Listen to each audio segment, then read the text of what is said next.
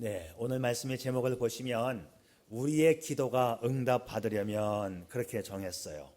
우리의 기도가 응답받으려면, 자, 이 말을 뒤집으면 우리의 기도가 응답받지 않을 수도 있다는 이야기죠. 응답받지 않기 때문에 어떻게 하면 응답받을 수 있을까? 그런 말씀이 되겠습니다. 자, 우리는 신앙생활을 하면서 다른 사람들의 축복과 성공의 간증 이야기를 참 많이 들어요.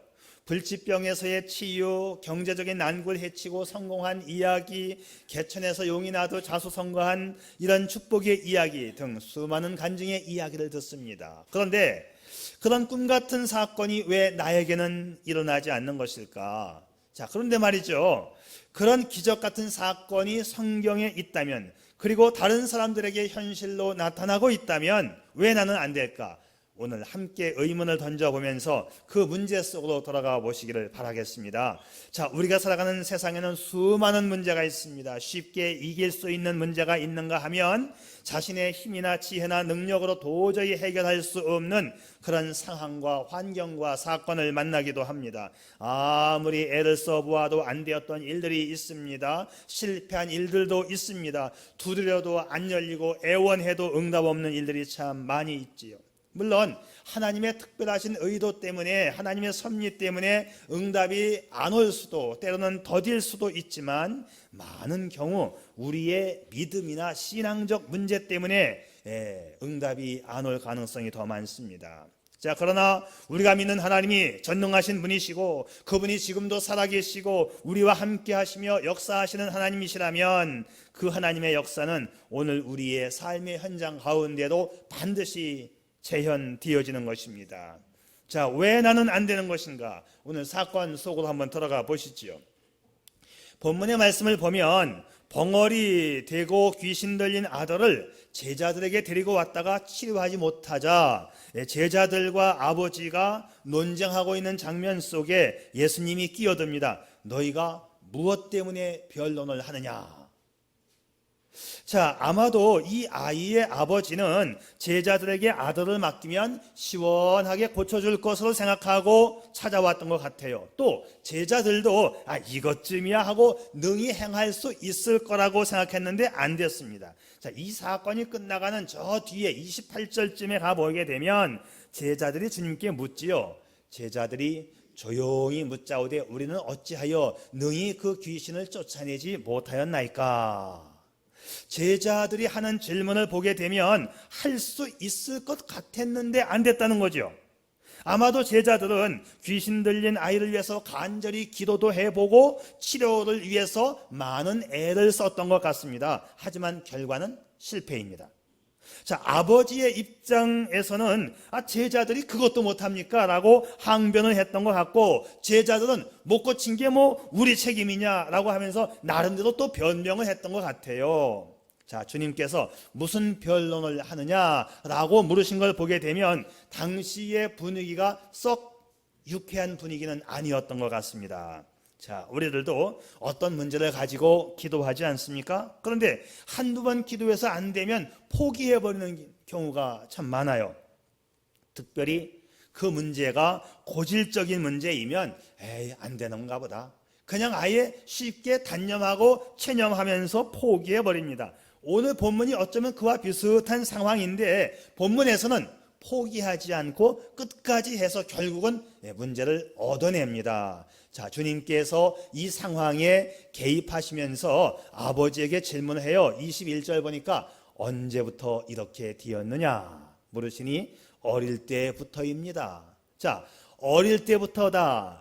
다시 말하면 이 병은 아주 오래된 병이고 고질병이라는 얘기죠. 그런데 본문에서는 포기하지 않고 고쳐냅니다. 이 점이 오늘 우리가 배워야 할 교훈입니다. 처음에 고치지 못한 점은 무엇이었으며 어떤 과정을 통해서 고치게 되었는가를 하는 점을 오늘 우리가 생각해 보아야 합니다. 사람에 따라서 다르기는 하지만 조금만 어려움이 생겨도 도전하지 않고 포기해버리는 사람들이 있어요. 자신의 한계를 너무 쉽게 수용해버리고 한계를 낮추어버리고 역경 앞에서 스스로 삶을 포기하는 사람들이 많다는 것이죠. 자, 한 심리학자가 이런 실험을 했다고 해요. 벼룩을 가지고 실험을 했는데 이 벼룩 그러면 다른 나라 이야기처럼 들리지만 제가 자랄 때만 해도 이와 벼룩과 더불어 함께 살았습니다. 아주 사이좋게 살았지요 그때. 이따금씩 이와 벼룩을 잡는 것이 취미 중에 하나였습니다. 생각나죠? 연세가 좀 드신 분들은 그 세월이 생생하게 기억이 날 거예요. 어떤 심리학자가 여러 개의 벼룩을 모아놓고 벼룩이 얼마나 높이 뛰는가를 실험을 해보았습니다. 한 처음에는 뭐 20-30cm 뛰는 거는 그냥 기본으로 요 깨알 만한 벼룩이 20-30cm를 팔딱팔딱 뛰죠. 근데 어떤 것들은 아주 또 높이 한 50cm를 뛰는 것도 있어요. 그래서 이 벼룩을 모아놓고 투명한 유리컵으로 막아놨어요. 근데 이 벼룩들이 계속 튀다 보니까 유리컵 때문에 부딪히고 더 이상 튀어 올라가지를 못하는 거예요. 그들이 아무리 뛰어봤자 10cm 이상 뛸 수가 없어요. 유리컵 때문에. 한참 시간이 지나간 다음에 한 서너 시간 지난 다음에 유리컵을 슬쩍 열어보았더니 더 이상 뛸 수 있는 능력이 있음에도 불구하고 뛰어봤자 유리컵 생각을 해서 더 이상 뛰지 않고 한 7-8cm 정도만 팔딱 뛰더라는 것이지요. 그래서 이러한 상황이 만들어낸 우리나라 유명한 말이 있지 않습니까? 뛰어봤자 벼룩이다. 문제 앞에 쉽게 좌절하고 포기하는 자세로 인생을 사는 사람은 좋은 결과를 얻어내지 못해요. 그래도 여기에 등장하는 이 사람들은 포기하지 않고 끝까지 기도함으로 믿음을 가짐으로 문제를 해결하게 됩니다. 아버지는 왜 못 고쳤느냐고 따졌고 제자들은 왜 못 고친 것이지요? 하고 물었습니다. 문제는 불가능에 도전하는 개척정신에 투철한 사람에 의해서 개선되어지고 문제가 해결되어진다 이 말이지요. 오늘 내 삶의 현장에서 부딪혀오는 이러한 불가능의 난제와 이 사건들 앞에서 불가능을 넘어서는 삶의 자세가 어떤 것인가를 배울 수 있기를 바랍니다. 첫째는 뭐냐? 인식의 문제입니다. 무엇을 아는 문제인데 뭘 아느냐? 능력은 예수님에게서 나온다는 이 인식의 문제. 성경을 보면 예수님을 믿는 사람들에게 능력이 나타난다고 말씀하고 있어요. 그러나 그 능력은 예수님을 믿는 그 사람에게서 나온 것이 아니고 능력을 가능케 하는 예수님에게서 나온다는 것이죠.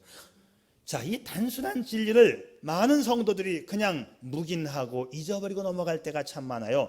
오늘 우리 19절 말씀 같이 한번 읽어보겠습니다. 다 같이 이 화면을 보셔도 돼요. 다 같이 시작. 믿음이 없는 세대여, 내가 얼마나 너희와 함께 있으며 얼마나 너희에게 참으리요. 그를 내게로 데려와라.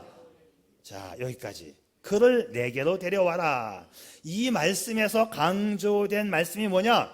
그를 내게로 데려와라입니다. 예수님께서 제자들에게 능력을 주시면서 해봐라 이렇게 말씀하지 않고 왜 그를 내게로 데려와라 라고 했을까요? 너희의 능력이 아니라 나의 능력으로 하는 거야. 이것을 주님이 보여주시려고 그를 내게로 데려와라 말씀하신 것입니다. 제자들이 자기가 할 수 있을 것이라고 했을 때에는 보기 좋게 실패했습니다. 우리가 여기서 분명히 인식해야 하는 것은 모든 능력의 근원이 예수님이시라는 사실입니다. 그런데 모든 능력의 근원이 예수님이라고 하는 사실에 대해서는 다 인식하고 동의합니다. 문제는 뭐냐? 머리로 인식하고 동의하는 건 쉬운데 가슴으로 믿고 실천하기는 어렵다는 것이죠. 종종 우리 주변의 사람들에게 전도할 때 우리가 이런 접근 방법을 사용해요. 어떤 어려움에 빠진 사람에게 접근을 해서 우리 교회 한번 나와보세요. 하나님을 의지하면 해결받을 수 있어요 라고 말합니다. 우리가 이렇게 말하는 것은 전혀 잘못이 아닙니다. 마땅히 우리는 그렇게 말을 해야 돼요. 그래서 그 사람이 자기 문제를 안고 이제 초청받은 교회에 나옵니다. 그런데 그 사람이 교회에 나왔다는 사실만 가지고 문제가 해결될까요? 아닙니다. 물론 때로는 그 사람이 교회에 나온 그 순간 내 문제가 해결될 수도 있어요. 하나님의 특별한 섭리가 임하시면 가능합니다.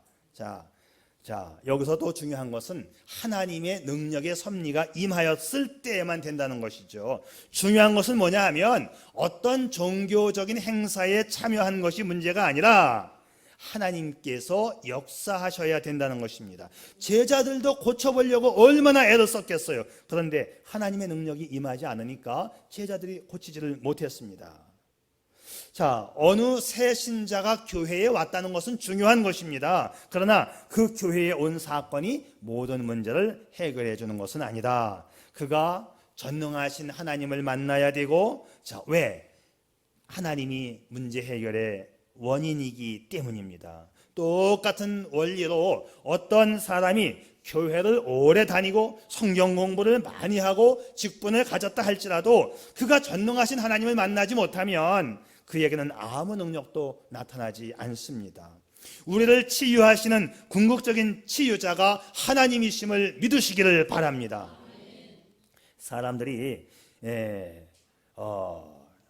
병을 고치고 기도해서 병을 고치고 할 때에 이 고쳐주신 분은 하나님이시고 나도 기도할 때는 이 능력이 하나님 앞에 기도해야 한다, 본질적으로 고쳐주신 분이 하나님이시다, 이 사실을 믿지 않을 때 아무 능력도 일어나지 않습니다. 자, 그러면 제가 몇 가지 질문을 드립니다. 여러분, 우리가 왜 예배를 드릴까요? 자, 오늘 우리가 예배하기 위해서 왔습니다. 자, 우리가 왜 예배를 드릴까요? 예배를 드려야 하는 많은 이유들이 있습니다. 제가 예배에 대한 논문을 한 편 썼었는데 많은 이유들 가운데, 자, 하나님과의 만남이 예배의 목적이기도 합니다. 또는 하나님과의 교제가 예배의 목적이기도 해요. 혹시 여러분 중에 바쁘게 살다가 정신없이 살다가 아이고 오늘이 벌써 주일날이고만 교회 가야지 하고 아무 생각 없이 정신없이 왔습니까? 자수하여 광명 찾자.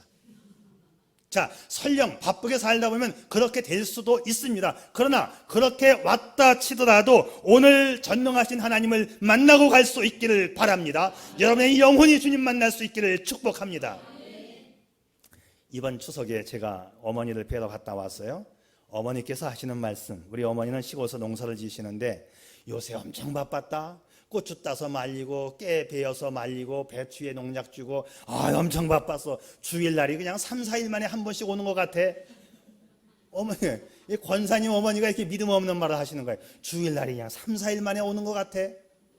그래서 이 얘기를 또 목사님한테 가서 했답니다. 목사님, 왜 주일에 이렇게 빨리 돌아와요? 그랬더니 목사님 하시는 말씀, 그런 말을 목사한테 하면 제가 뭐라고 대답합니까? 그러더래요.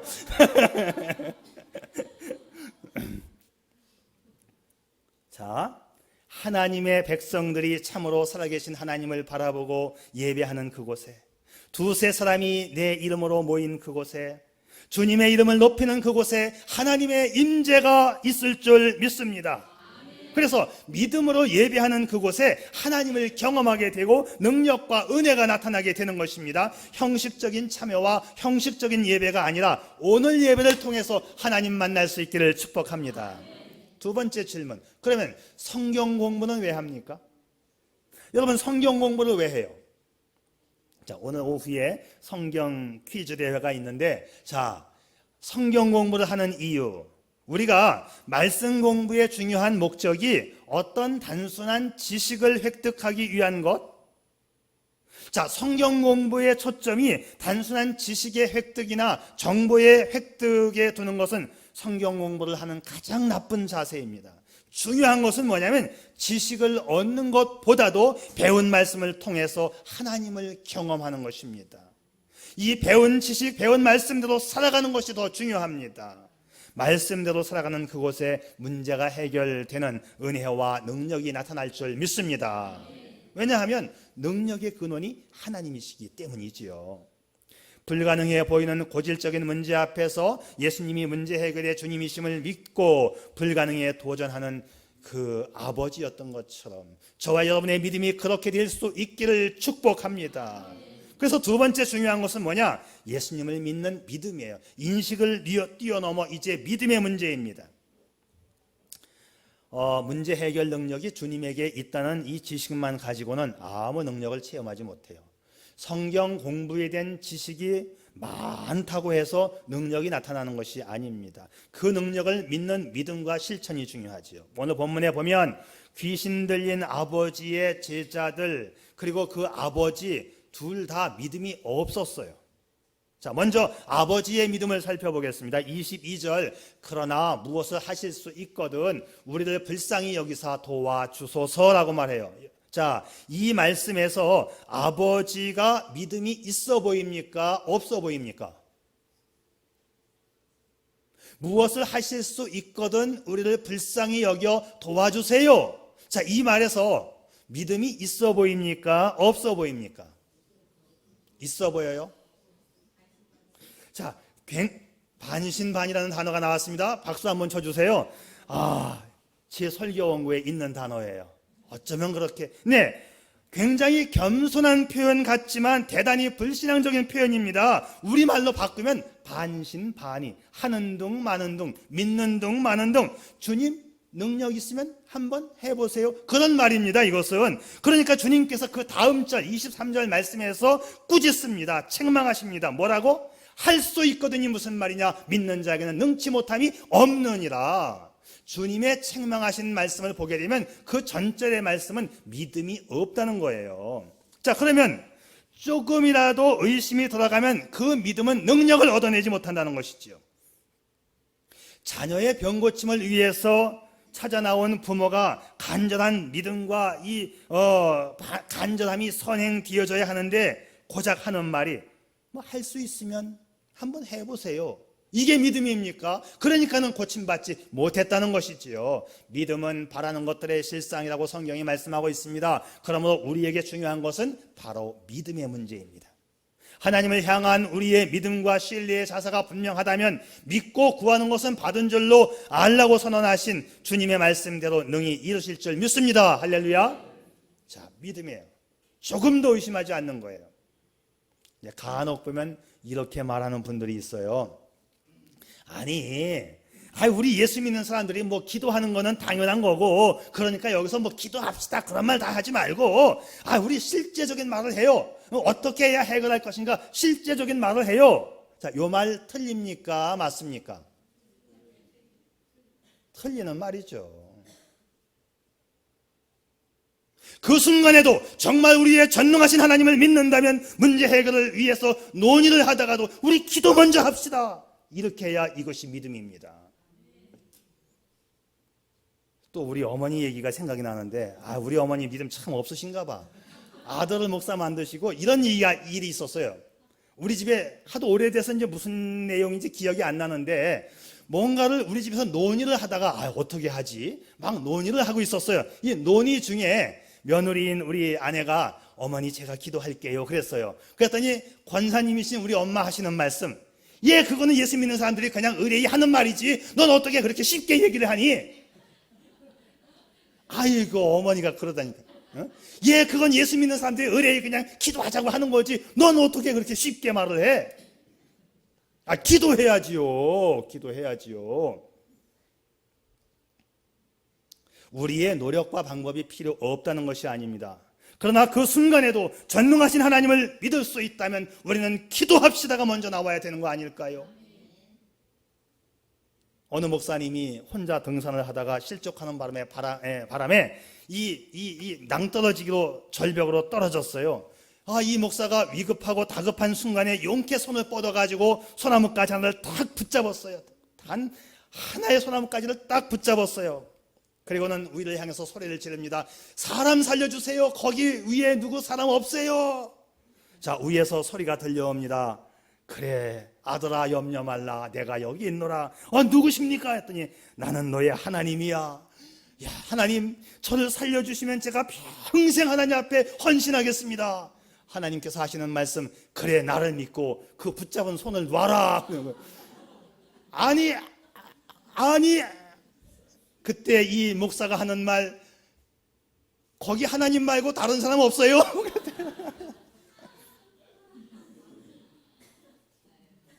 아이고 참, 하나님 말고 실제적인 도움을 줄 사람 없어요? 우리는 실제적인 도움을 요청하지만 실제적인 믿음이 없는 거 아닌가요? 이 아버지에게는 실제적인 믿음이 없었습니다. 자, 이번에는 제자들의 믿음을 살펴볼까요? 19절 말씀에서 이미 주님께서 하신 말씀 중에 믿음이 없는 세대여라고 말합니다. 이미 제자들도 믿음이 없음을 진단받았습니다. 제자들이 귀신을 고쳐내지 못한 것은 믿음이 없어서라고 주님이 말씀하고 있어요. 그런데 똑같은 사건을 기록하고 있는 마태복음 17장에 보게 되면 너희의 믿음이 작은 까닭이라고 말해요. 마가복음에서는 믿음이 없다고 했고 똑같은 내용을 마태복음에서는 믿음이 적기 때문이다. 믿음이 있기는 있었던 것 같아요. 근데 있었는데 말하기도 부끄러운 아주 작은 믿음이었다는 거죠. 그리고 믿음이 작기 때문이다. 이 말에 이어서 나온 말씀이 뭐냐면 겨자씨 하나일 만한 믿음이 있어도 이 산을 옮길 수 있다는 말이 이어서 나옵니다. 그러니까 지금 그 제자들의 믿음은 있기는 있는데 겨자씨 하나만큼도 안 되는 작은 미약한 믿음이어서 안 됐다는 것이지요. 그렇습니다. 문제 해결의 결정적 단서는 믿음이에요. 여러분, 분명하고 확고하고 큰 믿음을 가질 수 있기를 축복합니다. 마지막으로 예수님께 회개를 동반한 기도를 드려야 합니다. 실제적인 기도가 필요해요. 제자들이 귀신을 쫓아내지 못한 것은 신앙 경력이 짧아서도 아니고 성경 지식이 부족해서도 아니고 기도를 하지 않아 그들의 믿음이 식었고 작아졌기 때문이에요. 믿음의 기도는 병든 자를 낫게 한다 했습니다. 모든 문제 해결은 믿음의 기도에 달려 있습니다. 자, 이제 보세요. 아버지의 기도하는 모습이 달라졌어요. 24절. 그 아이의 아버지가 소리질러 이르되 내가 믿나이다. 나의 믿음 없는 것을 도와주소서. 믿음이 없다는 것을 말하는 것은 부끄러운 일입니다. 체면에 손상 가는 일이에요. 그런데 크게 소리질러서 회개합니다. 주여, 내가 믿음 없음을 용서해 주세요. 내가 주님을 믿겠습니다. 자, 이 회개를 동반한 믿음의 기도가 아들을 살려내는 결정적 단서가 되었습니다. 자, 이 아버지의 위대한 점은 주변 사람들이 지켜보고 있는 가운데 자신의 체면과 입장을 생각하지 않고 자신이 반신반의했던 자신의 믿음 없음을 회개하고 주님께 도움을 요청했다는 것입니다. 성경을 가만히 연구해 보면 어느 때 하나님이 역사하시는가를 보게 되면 자신이 내 자존심과 내 체면과 내 위신까지 다 내려놓고 철저히 내가 겸손으로 낮아졌을 때에 하나님이 역사하십니다. 지난 주일 말씀의 제목이 기도하고 치유하는 교회가 되려면이었지요. 그때에도 지난 주일 말씀 속에도 병낫기를 위하여 서로 죄를 고백하고 이 말이 나와요. 서로 죄를 고백하라. 죄를 고백하는 회개 기도와 함께 철저히 내가 낮아졌을 때에 그 가운데 주님이 역사하심을 믿으시기를 바랍니다. 우리의 기도는 회개를 동반한 믿음의 기도여야 능력을 발휘하게 됩니다.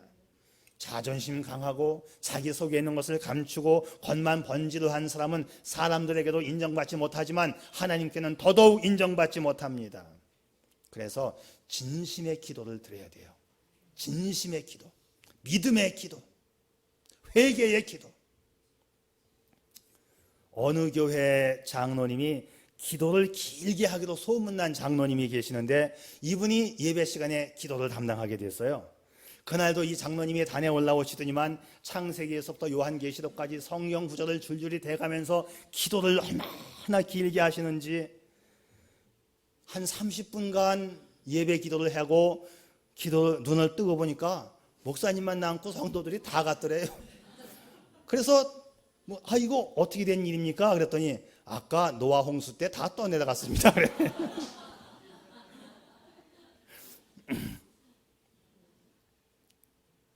개인 기도에서 오래 하는 것 중요합니다만은 정말 중요한 것은 어떤 기도이든지 간에 핵심 내용이 없거나 진실된 믿음이 없으면 장황스러운 독백에 불과합니다. 또 이런 얘기도 있잖아요. 어느 교회 건물 지하층에는 노래 부르고 술 먹는 클럽이 있었고 2층에 교회가 있었답니다. 경건하게 예배 드리기가 매우 불편해요. 밑에서 그냥 음악 소리가 나오고 매일 술을 먹고 하니까. 자, 그래서 교회에서 기도를 합니다. 저 술집, 지하에 있는 술집이 좀 망하게 해달라고 열심히 기도했는데 어느 날 그 밑에 층 술집이 불타서 망했어요. 그러니까는 이 클럽 사장이 우리가 망한 것은 교회가 기도했기 때문에 망했다, 소송을 했어요. 자, 재판정에 불려갔습니다. 교회 대표로 나간 장로님이 열심히 교회를 위해서 변론을 합니다. 아니 재판장님, 우리가 기도한 것은 사실이지만 어떻게 기도했다고 해서 여기가 불나서 망합니까? 비가 오고 천둥치다가 스파크가 나가지고 전기에 불이 붙어가지고 이렇게 불이 난 거지 교회가 기도했다고 그게 되겠습니까? 열심히 변론을 했어요. 판사가 판결문을 읽습니다. 양측의 진술을 들어보니 이것은 형사 문제도 아니고 민사 문제도 아니고 종교상의 문제인 것 같은데 클럽 사장 믿음 좋음, 교회 장로 믿음 없음. 환장하네 정말.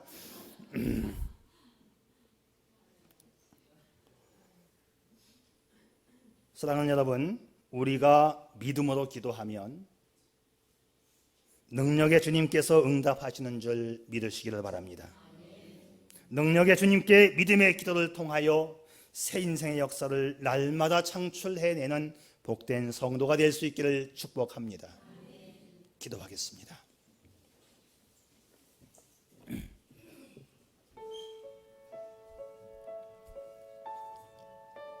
당신은 문제가 생기면 무엇을 제일 먼저 하나요? 성도는 기도로 문제를 해결하는 것을 배울 수 있어야 합니다. 문제를 가지고 예수님 앞으로 나아가는 삶의 자세, 그것은 예수 그리스도의 능력을 믿고 신뢰하는 성도의 자세입니다. 이와 같은 삶의 자세는 곧 기도로 이어지게 되지요. 기도는 하나님을 의지하는 믿음의 표현입니다. 기도할 때 당신의 입술에서 나오는 첫 번째 말이 뭐지요? 하나님 아버지, 자비로우신, 은혜로우신, 능력이 많으신 주님, 이런 말 아니겠어요? 성도는 기도하면서 주님을 바라보고 그 주님을 의지하게 됩니다. 당신의 삶에 문제가 생기면 제일 먼저 능력의 주님 바라보고 그 주님 의지하여 기도하세요. 주님의 능력과 따스한 손길을 경험하는 당신이기를 축복합니다. 아멘.